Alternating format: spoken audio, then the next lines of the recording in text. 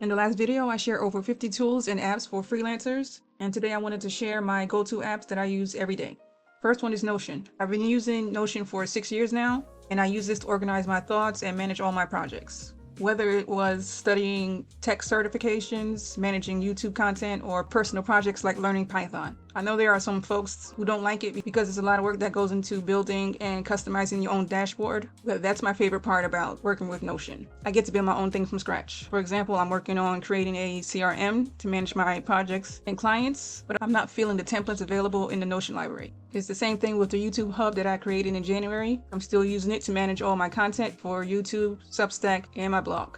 Next is YouTube. I don't watch any TV or use Netflix anymore, and now since I'm on a premium plan, no more ads. I got on this plan because the last election season had me pulling my hair out, so now I use it all day, every day. From watching musicians break down Kendrick's Wesley's theory, or reaction videos about him and Drake, listening to hip-hop or deep house instrumentals, watching free movies, watching music videos like it's MTV or VH1, and of course researching ideas for my next video. Pinterest is another app I use for researching. I search for and collect ideas for everything from video topics to angel numbers to recipes, you name it. Even though they keep raising the prices, I'm stuck with Spotify. I created too many playlists depending on the mood based on years and genres. Another reason why I can't cancel Spotify is I have Hulu included in my plan. So if I'm not on YouTube, I'm on Hulu watching all episodes of SVU, like I haven't watched almost every episode, or watch my new fave, Demon Slayer. There's also audiobooks on Spotify app, so I don't plan on canceling anytime soon.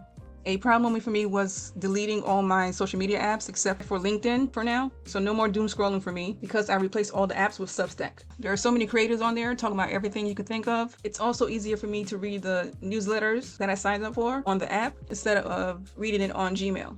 I use Google Keep for brain dumps before I add anything to Notion. I either type or add voice notes, then I transfer it to Notion into whatever project.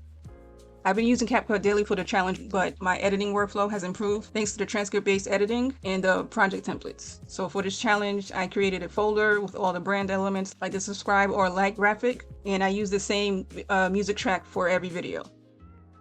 For ChatGPT, I use this for brainstorming, outlining, and repurposing content. I can have a line, but can't think of a way to finish the sentence, so I share the thought and ask it to finish the sentence for me. It also helps me figure out a way to approach a video or organize my ideas. When I need to summarize a video, I use it with Harper AI to give me cliff notes, and I also use the keywords everywhere as another extension for more ideas. In the next video, I'll share some prompts that will help you save time and stay out of research mode.